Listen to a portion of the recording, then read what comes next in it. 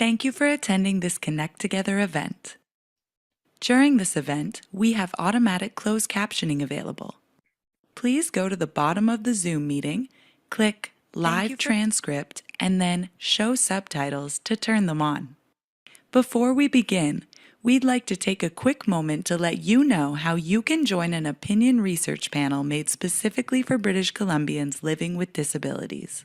For 25 years, the Disability Foundation has been fostering meaningful experiences for Canadians with disabilities through outdoor recreation, social connectedness, innovative adaptive devices, and more. Today we are asking, how has the pandemic affected you? Help strengthen decision makers' understanding of your needs and experiences by joining an online opinion research panel consisting solely of people with disabilities and their caregivers. Make a difference in your community today. The Disability Foundation. Reimagine what is possible. Did you know? Young adults with disabilities have a harder time getting hired. Break down barriers by sharing your story. Take our survey.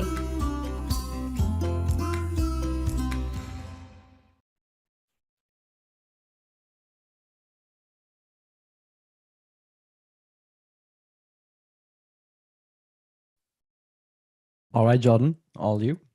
Perfect. Thank you so much. Can everybody hear me there? Yeah. Good. I'm getting a nodding head or two there. All right. Yep, very good. Love it.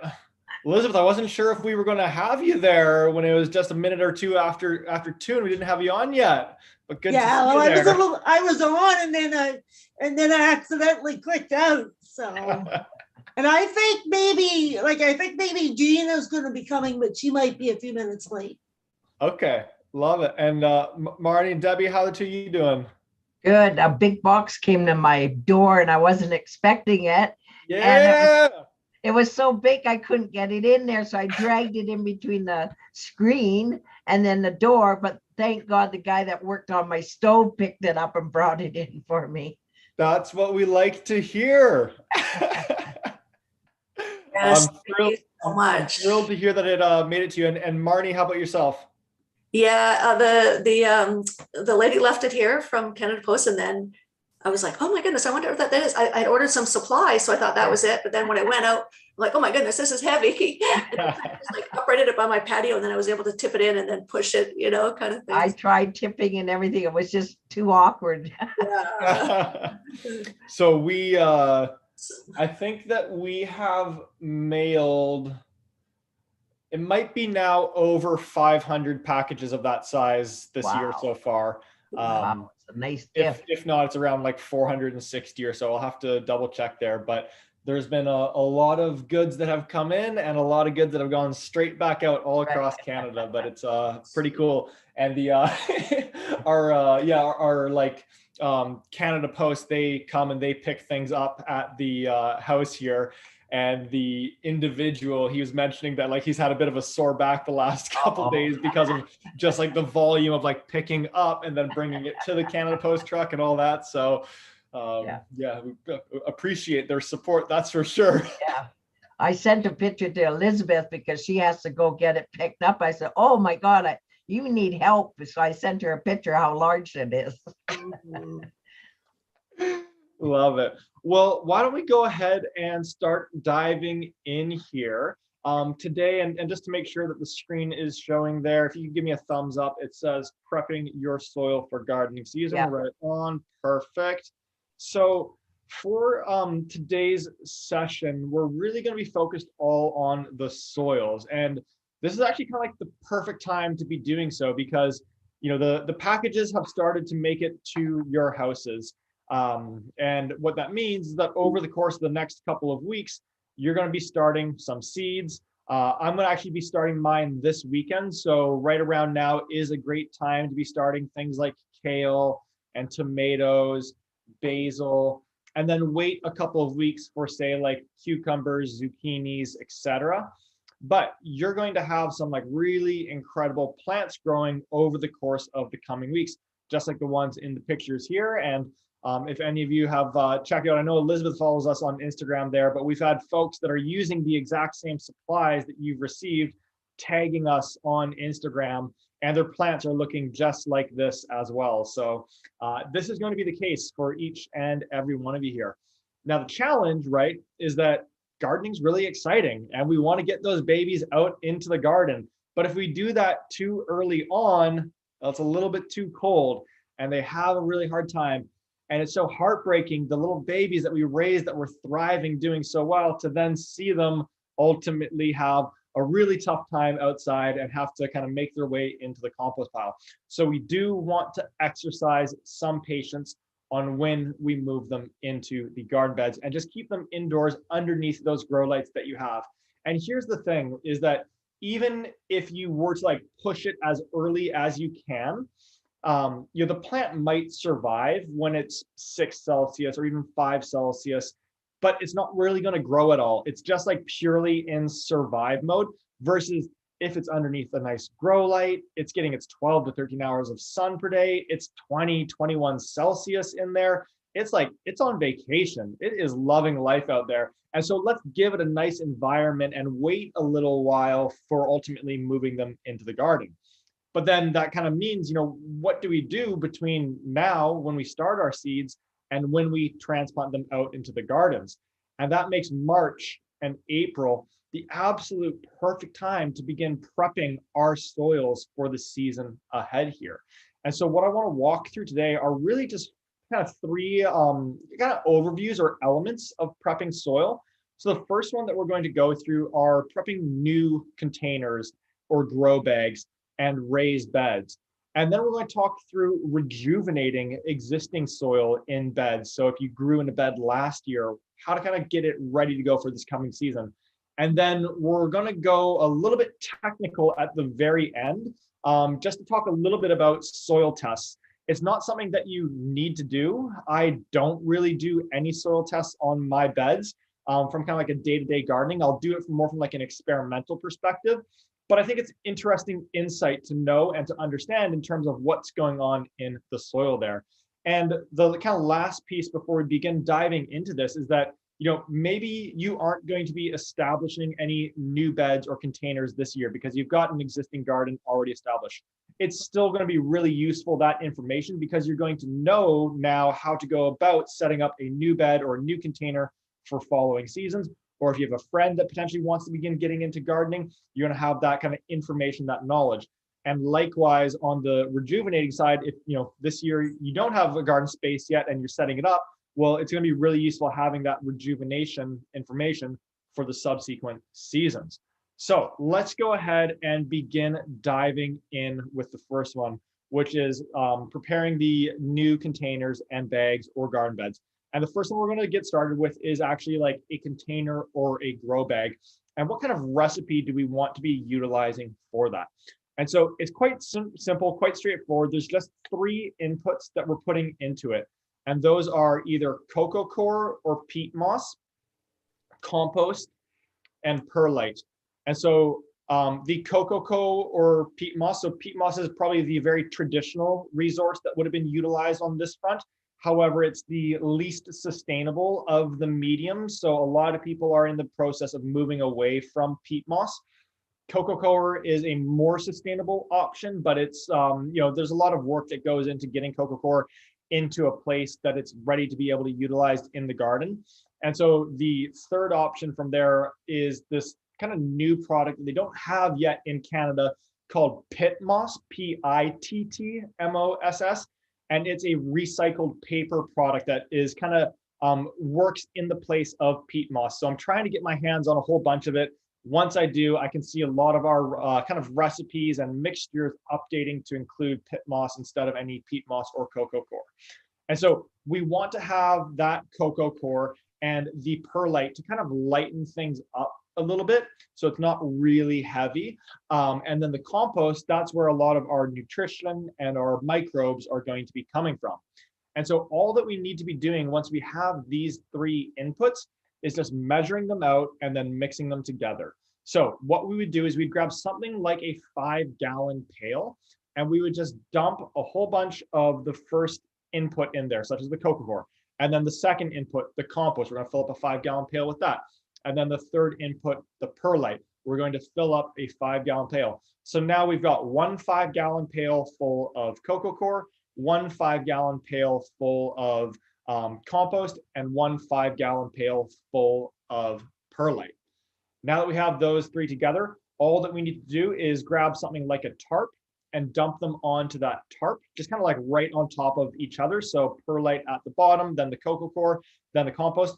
And then I'm just mixing that together almost like you're making a cake and just trying to get it nice and consistent. So I'm going around with my shovel, just basically lifting up, turning over, lifting up, turning over until it's in a state of really just being a nice and consistent and uniform texture in terms of the soil.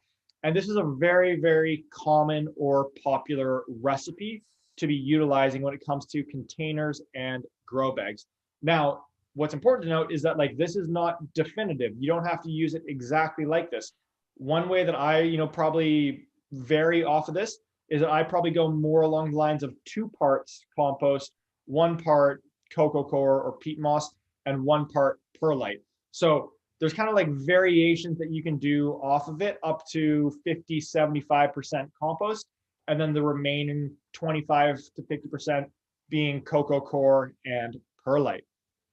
So once we have mixed that all up and have that nice consistent recipe, the next thing for us to do is to fill that up into containers and grow bags. So what we would be doing in this instance is just grabbing our container and we're really just shoveling it in or scooping it into that container until it is about 1 to 2 inches from the top. We don't want to go to the very top because we're going to need to move it around to transplant our babies into, but about 1 to 2 inches from the top there.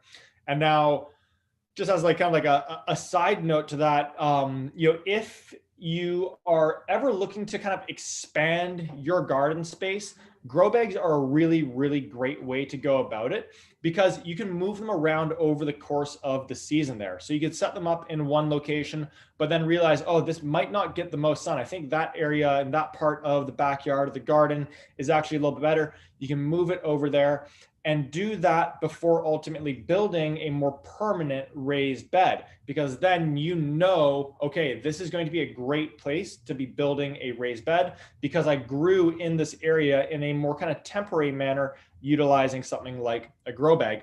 And this would be the soil recipe that you'd use for that grow bag. So the last thing that you would be doing that I kind of wanted to touch on for kind of preparing the soil, and it's not something that we do right now, it's something that we do at the point of transplanting. So this last piece, don't do it right now. Hang tight on this until we are putting those babies into the garden. And that's going to be following our next workshop. So in our next workshop, we're going to focus on how to be hardening off and transplanting. And so what we would be doing at that point in time is that at that time be utilizing worm castings and a organic fertilizer such as our 444 superfood. All that we do is we dig a little hole and we put 1 handful of worm castings into that hole and then about 1 tablespoon of that organic fertilizer. And then you're going to massage that in and then take your plant baby that's grown big and strong under the grow lights, put it into that hole, and then kind of backfill with the surrounding soil so it's in there nice and compact and firm. And then 1 more handful of worm castings around the base of that plant and 1 tablespoon of the 444 superfood at the base of the plant. Massage that in, give it a really nice kind of big watering, and then that baby has everything that it needs to be growing big and strong. It's in a beautiful, new, fresh soil, and it has the worm castings and the organic fertilizer to put on lots of growth. So before we talk about kind of establishing a new raised bed, just want to pause for a moment to see if there's any questions on how to go about essentially setting up containers, grow bags, and the soil that we would create and utilize for that. Yeah, I have a couple questions, Jordan. Absolutely. All right, so like the compost, is that like something you could just buy in bags? I've seen like, potting soil, or I've seen like mushroom manure. Are those? Yeah, great question there. So yes, you can purchase compost by the bag. The one that I would recommend going with is called sea soil, SEASOIL. That's a really good compost product that would do exactly what we went through with this piece right here. And then if you're looking at a larger amount of volume, at that point, what you would probably want to do is either go to a soil depot or have them deliver it to the house. And at that time, you're looking at like a yard, 2 yards, 4 yards, something along those lines. So it's really like beginning to build out a pretty significant amount of soil. And it's, much more cost effective just given the volume, but it would be, a couple $100 to get it delivered, all that type of stuff. So it really varies. There's an option for doing it by the bag with sea soil, or you could do it by going to a soil depot. No, it's a good suggestion for people is talk to your neighbors, because a lot of mine do gardening and they're like, oh yeah, we can add a yard for you. Like we're getting some delivered or whatever. So yeah, that's a really, really, really good point. Yeah, especially if you don't need that much, like even if you need like half a yard, right? You got kind of things. Totally. And it'll be so much more cost effective to buy that half yard in bulk and get it, kind of delivered to the house somehow than buying the same amount as individual bags. So that wouldn't could you substitute the compost with like potting soil or is that? So yeah, sorry. Yeah. Great. Second part to that question. So potting soil is primarily going to be those other 2 inputs that we've got listed there, peat moss or cocoa coir and perlite. And so what you would want to do is combine the compost that you bought with potting mix. And that would then create that blend for you. Mm-hmm. And one last question about the bags. Yeah. Do roots grow through them? No, so the roots, what actually ends up happening is they essentially get what's called air pruned. And so as they get to the outside of that, they feel the air. And so they basically stop at that point and continue to grow inside, and new roots will actually grow off of it. So like that one will come to an end, but it will fork further back towards the plant. So you end up with like this really pretty significant root ball in there. And you take, say, like the folks at West Coast Seeds, if you were to look, I think the cannabis growing space is really, really fascinating because they're so focused on maximizing the output, the yield of that plant. And they always grow in grow bags because of how good it is from a root development perspective. Oh, interesting. Okay. Mm-hmm.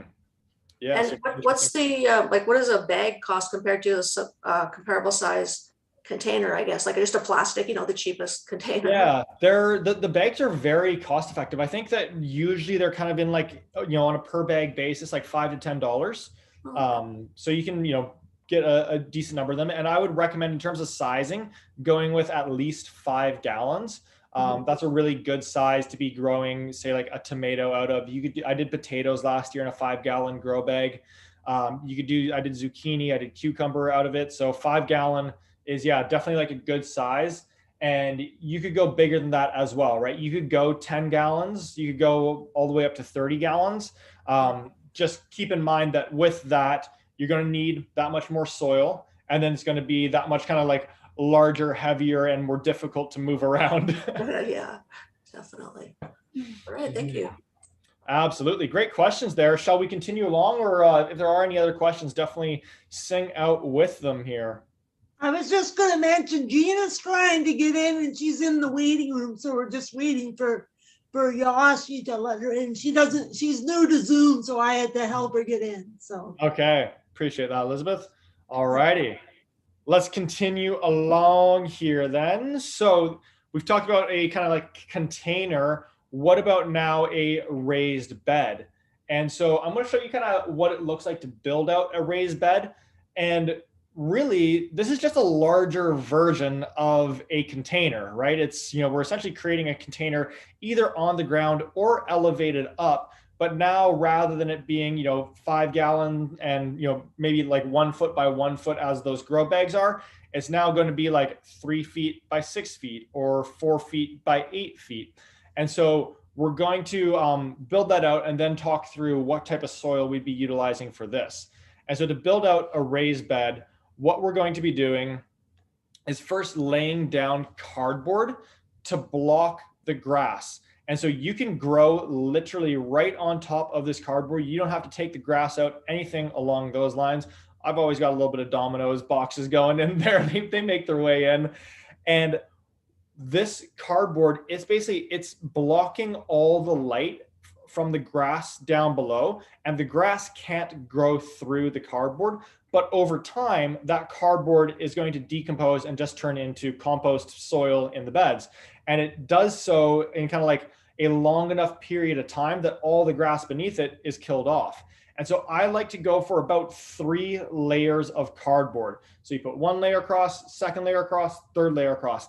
That will like ensure that everything is covered and that it's going to take a little bit more time to break down, but that no grass will kind of survive and then end up shooting through your beds there. So 3 layers is the amount that I like to go with on that front. Now, once we have our cardboard down, the next thing that we're going to do is just use some wood to create that container, right? Again, it's the same concept. We're just trying to create something that's going to hold the soil in. And so in this instance, I'm doing a 4-foot by 4-foot raised bed. And in terms of the wood, I like for it to be very, very tall. So you can see here, I'm going a minimum of 8 inches in terms of the wood height, because I want there to be tons of room for those roots to be growing into. And there's some folks that they will actually come right back over top of this and they'll put another round of wood. So it goes all the way up to 16 inches. And just to be creating even more space in there for the roots to be developing. Now, in year 2, that cardboard will have disintegrated and the roots are going to be able to grow down into the soil. So I think 8 inches is okay, because in year 2, you're going to be getting the benefit of that soil as well. But you want to make sure that it is kind of at least 8 inches worth of soil that we're getting in there, which brings us to our next area. What do we do in terms of filling it up? And this is where you can fill it up with 100% compost. And so this is kind of like that Charles Dowding approach of no dig, no till, just utilizing a compost such as sea soil, as we kind of just talked about a little bit there, or getting it from a soil depot. Now, with that being said, once again, by no means do we absolutely need it to be 100% compost. I generally like to go about 75% compost and then 25% vermiculite. So vermiculite, that is just kind of like a rock mineral, but it retains water as well. And it's really, really light. So if you were to lift up a 5-gallon pail of vermiculite and a 5-gallon pail of sand, that 5-gallon pail of sand would be a lot heavier. And that's just going to make it, that little bit more difficult for the plant's roots to be growing, versus vermiculite, really, really nice and light and easy for the plant to be growing, and for the roots to be developing as they need and as they see fit. So we've got it now filled up all the way to the top there. Next thing that I like to do, which is very satisfying, is cutting off the excess cardboard going around the outside. And so I'm just taking an X-Acto knife and I'm just popping all that cardboard off to give it a kind of a nice and crisp outline on it, so that we're all set to begin growing. And so that, within just a few hours is what we're looking at, a new, beautiful raised bed that is all set, ready to go to be planting in. I guess one last piece on this front is, can you use pressure treated wood, or do you want to not use pressure treated wood? I absolutely use pressure treated wood. I don't think that there's any concern with it. I haven't seen any studies, reports, anything along those lines that there is any concern with it. And then it doesn't get moldy and all that stuff. So I personally do utilize pressure treated wood. Alrighty. So we've cut that all off. That bed is now established. The soil that we've gone with, super simple, has just been 100% compost. How do we transplant into these beds? The exact same way. And this is going to be consistent across the board, regardless of where we are, is that we want to use worm castings and superfood or organic fertilizer to be transplanting. So we dig a hole, 1 handful of worm castings and 1 tablespoon of our 444 superfood going into that hole. We're going to mix it around, and then we're going to grab our plant baby, pop it out of the seed cell and into the hole that we have just made there, backfill with the surrounding soil, and then 1 more handful of worm castings and 1 tablespoon of superfood going around the base of the plant. And the reason why this is such a great soil recipe and just approach to soil is that compost across the bed ensures that we've got like a really great base layer of nutrients in there, as well as microbial life and organic matter that's going to just break down and decompose over time. And then right where the root zone is, where we've planted it, we've added those worm castings and the organic fertilizer to ensure that like where that root zone is, it's got all the nutrients, it's got all the microorganisms right in there for it to be thriving. And that's why we can use those in like a more targeted manner than the compost, which is going throughout the entire bed. So that is the raised bed approach. And want to pause once again here just to see if there's any questions on this front before we talk about rejuvenating an existing bed that you might have already set up. Jordan, Lori, that's new here, she asked a question earlier. What size grow bags are recommended for a 40-unit co-op? Great question, Lori. What is a 40-unit co-op? Like it's like 40 apartments in a building. Okay. So Okay. I think one of the questions would be how many people are participating, right? Yeah, for sure. And so the way that I would, answer this is that it would vary, right? Because we don't know how much each of those individuals are going to be gardening. And so rather the way to think about it is 1 5-gallon grow bag is perfect for 1 tomato plant. And then that same 5-gallon grow bag, a different 5-gallon grow bag would be perfect for a zucchini plant or for a cucumber plant. And then you could do some companion planting in there. So say that tomato, you could also add in, say, 4 basil plants at the bottom. So now in that 1 5-gallon grow bag, you have your 1 tomato, but you also have 4 basil plants. And so the way to kind of, I guess to know exactly what that would be for you, you would want to take a look at our guide for space planning, where it talks about the small plants, the large plants, and you're determining what you love to grow, and then placing those into the grow bags in that exercise. Because for 1 individual, it could be that they're going to be utilizing 5 grow bags and that's all that they need. For another individual, it could be 20 grow bags. It's going to vary for each of us. Hey, Gina. I think you might be on mute at the moment there. I didn't hear you, but I saw you waving, so I know you heard me.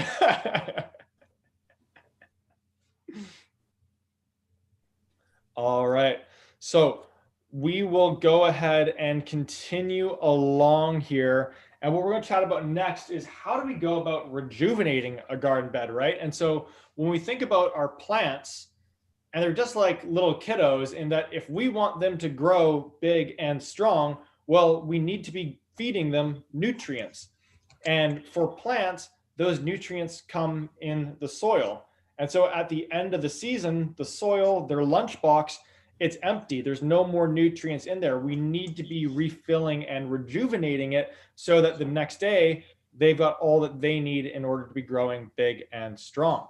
And so I like to rejuvenate my garden beds both in the fall time at the end of the gardening season, as well as in the springtime right around now. And so the way that we're going to go about doing that is first kind of remove any of those old plants that are in there. If you want to, you could absolutely leave some of your plants like your kale and others to grow a little bit longer, to go to flower so that you collect the seeds from them. But for myself, I want that space available for new plant babies to be going into. So I've cleared everything out of the garden space that we want to prepare for this coming season. Now, the next thing that I do is, once again, compost, compost, compost. And so in this instance, I'm filling up a wheelbarrow in this instance. But Marnie, going back to your question, you could use the exact same compost that you got in terms of that soil delivery. You could be using sea soil in this instance. All 3 of those options would be really, really great choices. So now that we have our compost on hand, and I want you to take a look at this and just the amount of life that is in the compost here. And so we can see there are worms all over through there. And what these worms are doing, they're eating away at all that organic matter in the compost. So all the food scraps that might be in there, the old garden waste that might be in there, leaves, And as they eat away at that, they're breaking things down. And as the other microorganisms eat away at that, it's at that point that the nutrients get freed up for the plant to be able to utilize and put on new growth with, which is why we love to get all that into the garden where the plant babies are going to be living. Let's fill up their lunchbox. And so before talking about how we apply it in the garden, it's going to depend based on what you have done in the past. And the way that this is kind of broken down is that if you have not added compost to your beds in the past, then I want you to work that compost into the soil. So this is essentially like tilling it into the soil. And we're going to do that so that we don't have like a layer of kind of like sand, silt, and clay, and then a layer of really nice, rich organic matter compost on top of it. In your first year of rejuvenating a garden bed, you want to till the soil to create a really nice kind of consistent mixture of the new fresh compost and the existing sand and silt and clay and maybe some older organic matter or compost that might still be in there. And then in subsequent seasons, we don't want to disturb that soil, which we're going to talk about in just a second here. So in that kind of second year, what you would do is just add 1 to 2 inches of compost onto the top. So once you have done that one round of tilling, in all subsequent rejuvenations, we want to disturb that soil as little as possible and simply be adding 1 to 2 inches of compost onto the top here. And the reason why we do that is because beneath the surface, remember those worms, remember all those little microorganisms? Well, if we went through there with an electric rototiller or something along those lines, it's going to be ripping all of that to shreds and we're going to be starting over. And so this like beautiful network of little like both fungi, but also the microorganisms, they're able to kind of stretch and sprawl through the garden and bring back nutrients to that plant baby. And so we don't want to be disturbing that or ripping apart anything along those lines, which is why we just add those 1 to 2 layers on top of the bed. And then once we've done that and put those 1 to 2 layers down, all that we're doing is going across the bed with a shovel or a rake, and we're just evening that out so that it's a nice and consistent 1 to 2 inches across the entirety of the bed there. And so now, again, in year 1, we've worked in a whole bunch of compost. In year 2, we've added it. We're rejuvenating on an ongoing basis, which is ensuring that there is always new nutrients going into the bed, as well as new microbial life always going into the bed as well. And so the last piece that we do here is, once again, how do we transplant our babies into the bed? Same way as the previous 2 instances. We dig ourselves a little hole. And then once we've dug that hole, we grab 1 handful of worm castings. And then we grab 1 tablespoon of our 444 superfood, our organic fertilizer. We massage that into the soil. We grab our plant baby out of its seed cell. We put it into that hole, backfill with the surrounding soil, and then 1 more handful of worm castings and 1 tablespoon of an organic fertilizer, such as our 444 superfood. We massage that into the top 1 inch of the soil. Nice big drink of water for our plant baby. And now it has all of the nutrients and all the microbes that it needs to be thriving this coming season. So that is how we've gone about it with kind of rejuvenating an existing bed.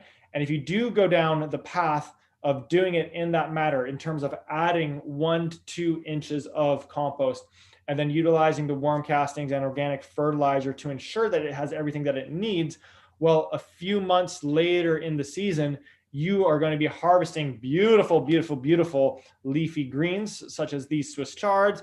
Huge heads of cabbage are going to be coming out from there.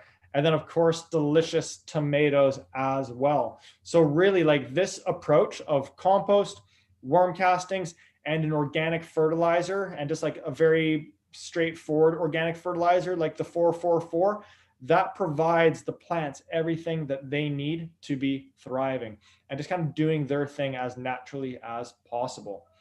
So going to pause once more before we dive into the last area. And the last area is going to be really, really quick because we're just going to briefly touch on soil analysis.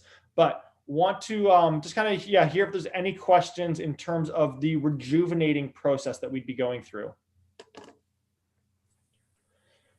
Yep, go ahead, Marnie. Well, we have pots that have, like I said, the potting soil with some perlite and maybe some worm castings and stuff. Yep. So, like, could we reuse that? Just add new, fresh compost? Yeah, great. Really, really good question. So, couple of options that you could go down the path of. You could leave it as is and basically transplant directly into and add 1 to 2 inches of compost onto the top. That would be kind of like your least effort intensive path.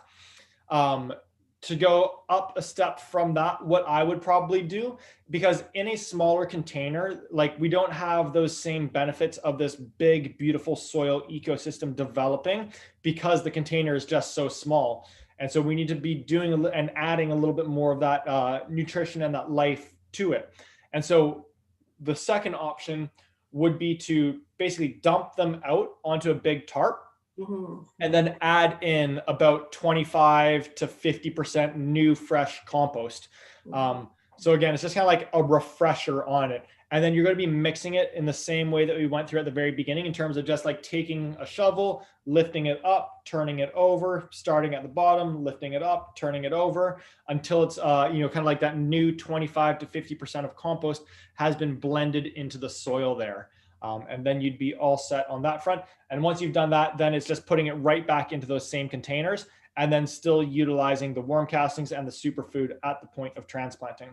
Yeah, that reminds me. So like some of our containers, like they have some rocks at the bottom that we put in there for drainage. Yeah, I saw like you didn't do that in like the bags or anything. Is that recommended first? Yeah, this is such an interesting one. I have done the exact same thing as you, and it actually inhibits drainage.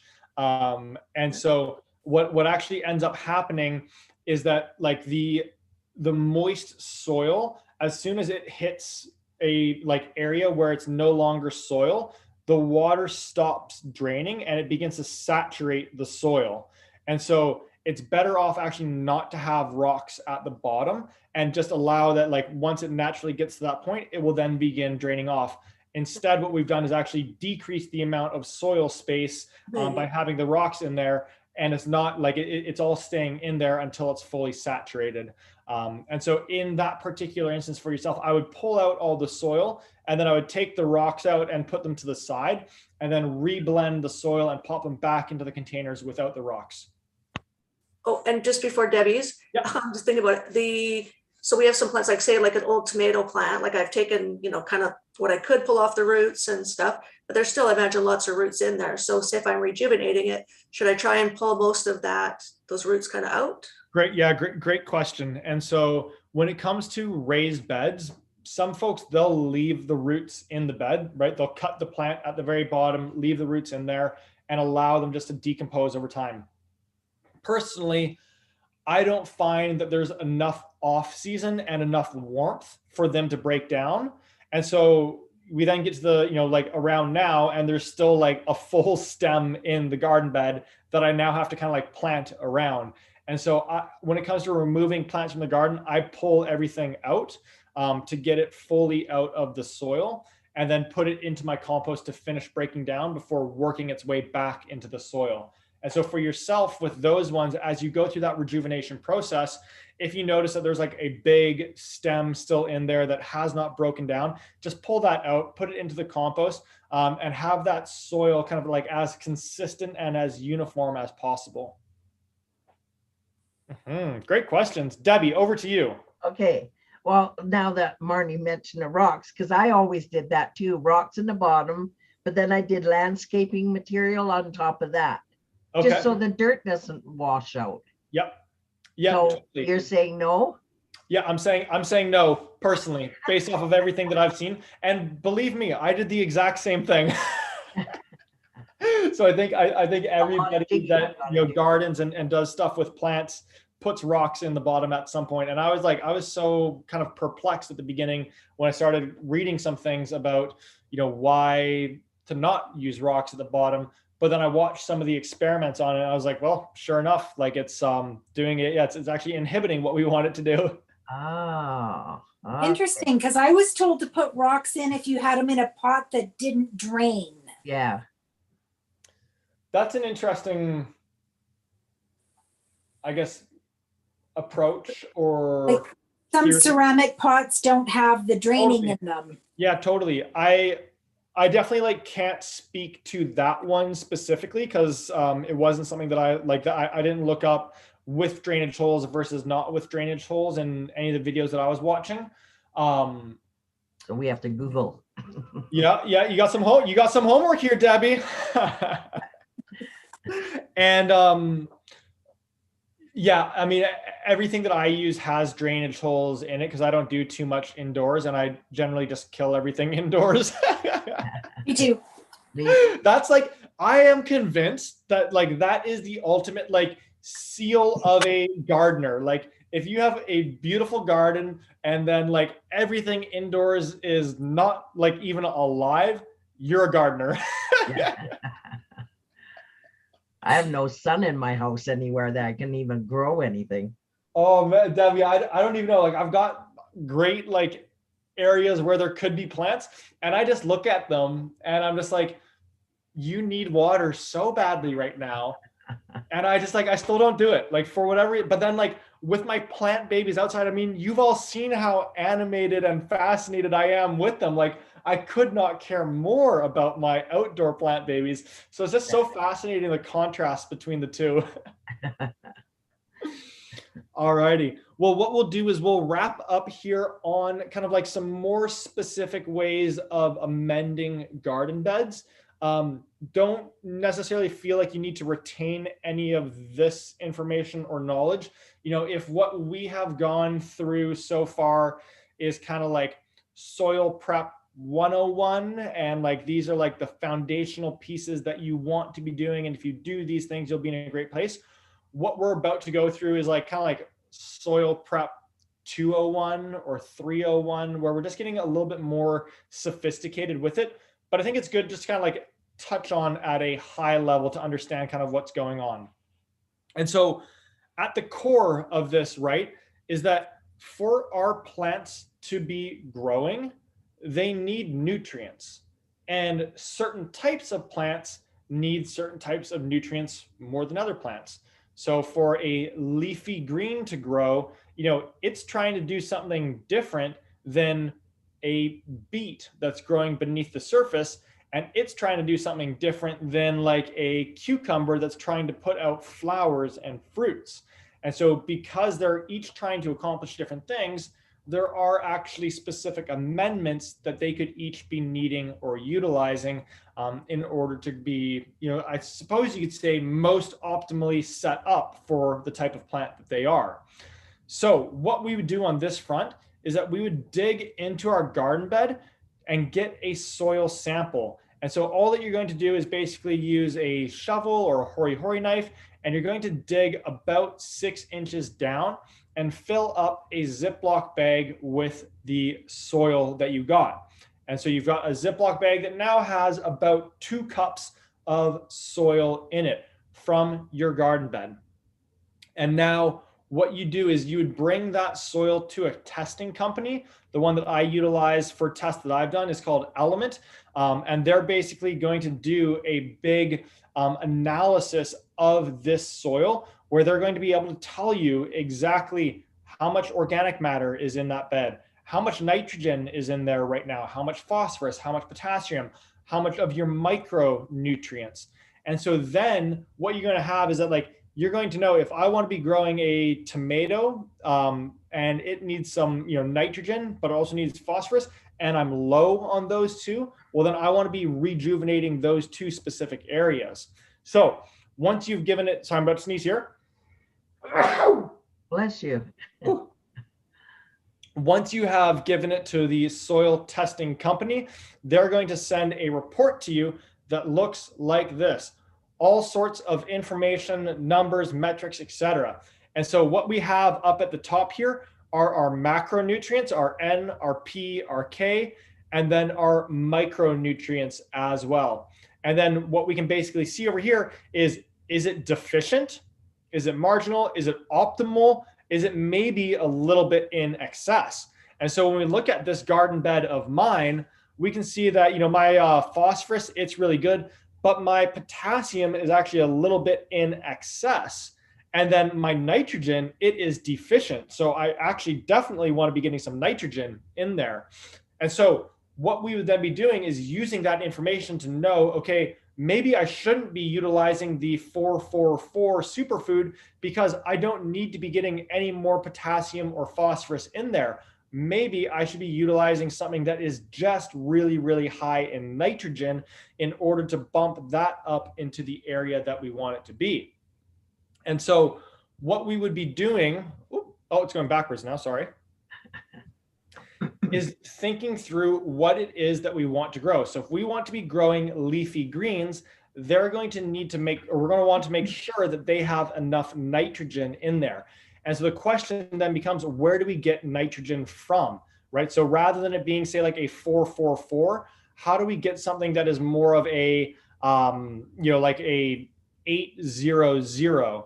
And that's where manures are really, really good, such as chicken poop. That's why I utilize chicken poop in my hot compost that I make here at home. That's where something like feather meal, blood meal, alfalfa meal, those would be amendments that we could utilize to increase our nitrogen to get it up to an optimum state without increasing our phosphorus and our potassium, putting them into an excessive state. Then what if we were growing our flowering plants? Well, for them to be growing and really thriving, they like to have a little bit more phosphorus to be putting out those flowers. And on this front, some of the sources on that front are bat guano. So bat poop is actually really, really high in phosphorus. On top of that, bone meal. And then on top of that, mineralized phosphate as well. So those would be some of the areas or ways that, again, if maybe our nitrogen was in a good place or we didn't want to put any more nitrogen in there, we could go ahead and be utilizing just pure phosphorus. And that would be like a 080. Okay. And the last one, which I don't fully even understand, for rooted plants, they also really like to have an abundance of phosphorus, which is the same as our flowering plants. And phosphorus is really, really great for that root development beneath the surface. And so once again, it's the same sources of guano, bone meal, mineralized phosphate. And what I would be doing in that instance is adding, about a tablespoon of that into the hole that I'm transplanting into. And so that is the way that we would go about, rather than trying to impact all of our macronutrients, all of our micronutrients, going and trying to just kind of focus on one specific nutrient. But again, that's something that I don't do too much of. I'd say like 80 to 90% of my gardening is just focused on the big three that we talked about, which are compost, worm castings, and an organic fertilizer, just kind of those raw minerals that we'd be needing in the form of a 444 superfood. So folks, that is everything that I wanted to cruise through on the soil front there. We talked about how to be establishing new beds if we don't have anything set up just yet, how to be going about establishing new containers and pots, and what type of recipe to be utilizing for that, how to go about rejuvenating the existing soil that we have, maybe leading into this season or in all subsequent seasons, and how we want to build that soil ecosystem. And then lastly, how to go about utilizing specific amendments. So what I'd love to do now is just open it up for any more questions that there might be out there. I think Marnie might have one. Yeah, can you remind me what the fertilizer, what the numbers are again? Like, is it up, down, all around? I can't remember. The 444. Yes, the 444, that is NPK. So nitrogen, phosphorus, potassium. And those are like the three macronutrients that plants need. Oh, okay. Mm-hmm. But so how did the numbers are, the first one's nitrous and then nitrogen, yep. Oh, or nitrogen, yeah. Yep. Oh. And then the second one is your P, which is phosphorus. And then the third one is your K, which is potassium. So if you're ever looking at like a fertilizer at a garden center or nursery, anything along those lines, and it's like 282, then you would know it's got a little bit of nitrogen in it. It's got much more phosphorus in it, and it's got a little bit of potassium in it as well. So given that it is highest in phosphorus, that's something that you'd be utilizing for your rooted vegetables and your flowering vegetables. Yeah.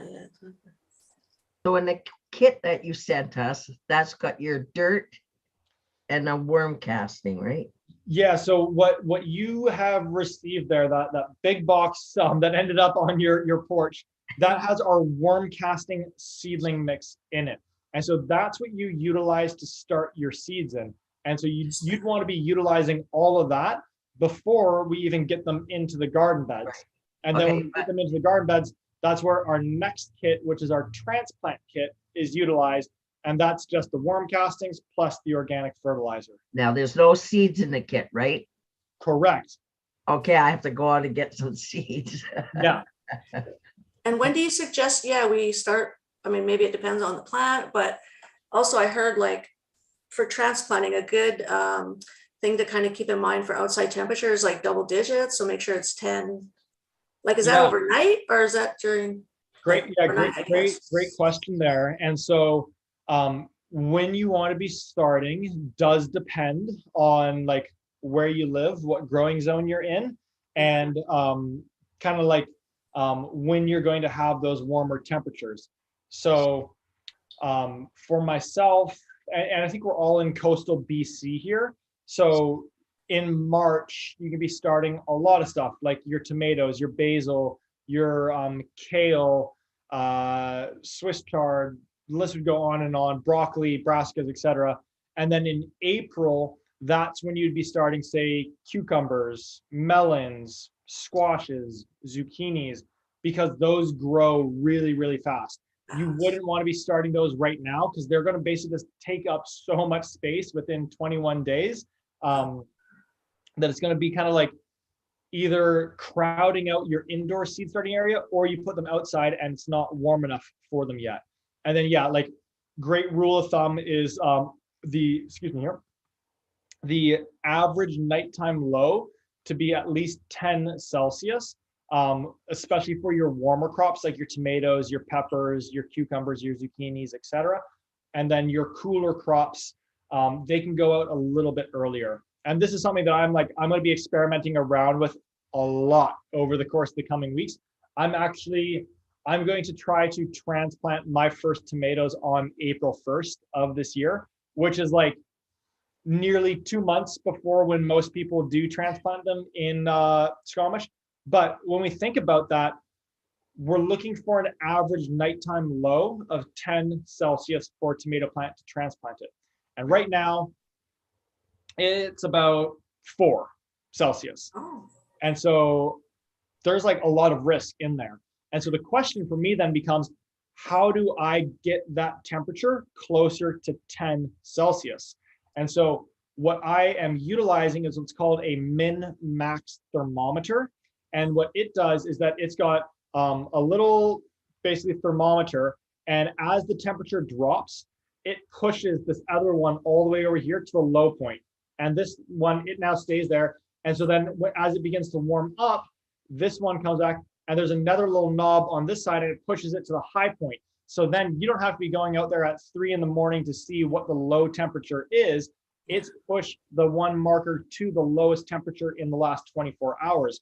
So then in the morning, you can go out there and see, okay, the forecast, it said that it was going to get to an average nighttime low of 4 Celsius this evening.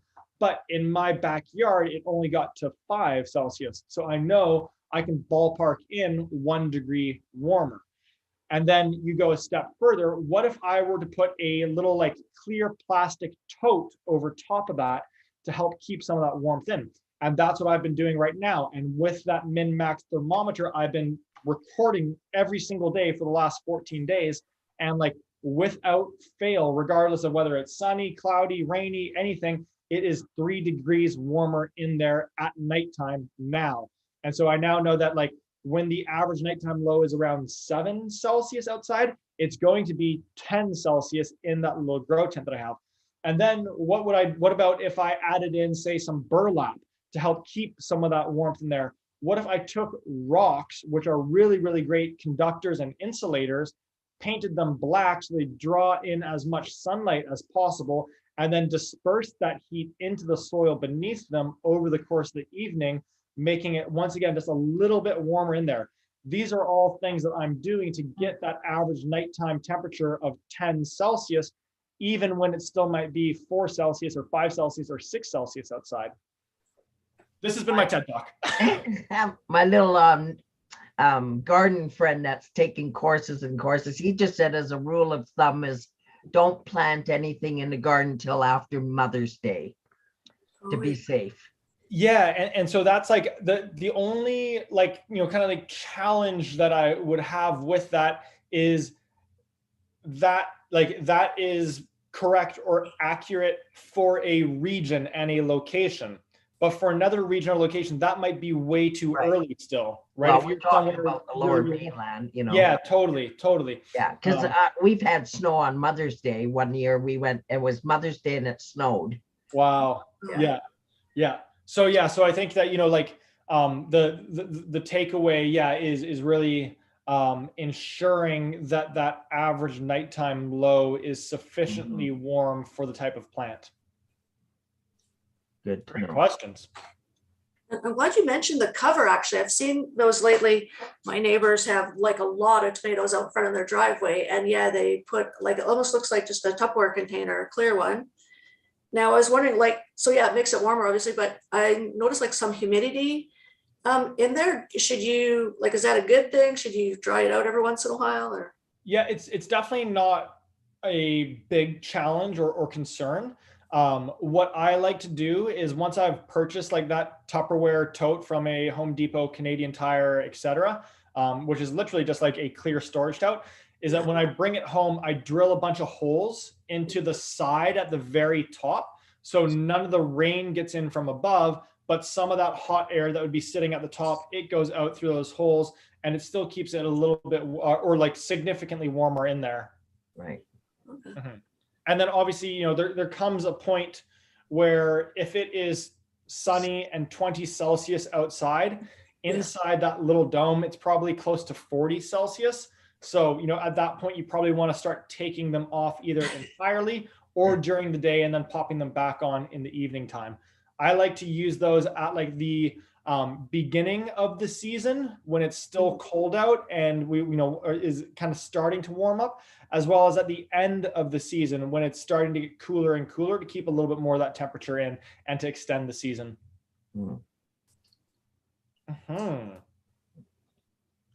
Perfect. Any other questions before we wrap up here? No, I think that's good for me. Amazing. Well, I think that you all got everything that you need to get those seeds started, and we've got all of our videos on, except for the seeds. We got all of our videos on YouTube as well, so you can kind of be going through those for any refreshers on like how much seedling mix to be adding, when to be watering, how much to be watering. And so my fingers are big time crossed that next time we catch up, we're going to be talking a little bit about some of the plant babies that each of us have underneath our grow lights going. Do you know, Jordan, if you're doing a workshop in April? Because I thought it would be the 15th April, but that's Good Friday. I thought we had one in April, but we might have to double check to make sure that there is one on the books there. Yeah, and for anyone else, there's a workshop. We have a workshop on the 1st of April. It's a lady, I think she's from Maple Ridge or something, and she's talking about lavender, how to grow lavender and how to use lavender. Amazing. I want to join that one. Yeah, sure, yeah. Cool. Thanks, Jordan. Thank you all. I'm going to hop off here. But thank you all so much for the session here today, and can't wait to catch you on the next one. Yeah, thank you. Thank you. Good luck, everyone.